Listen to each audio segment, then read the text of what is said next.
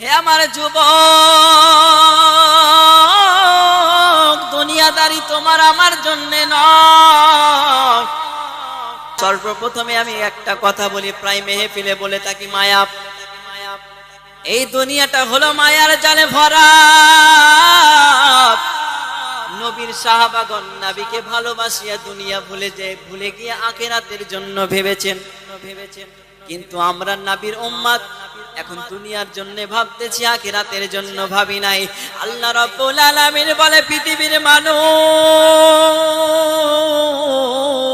তোমরা যদি গুনাহ করো, আমি আল্লাহর কাছে তওবা করো, আমি আল্লাহর কাছে মাফ চাও, আমি আল্লাহ পাক খুশি হয়ে তোমাদের গুনাহগুলোকে আমি আল্লাহ মাফ করে দেব।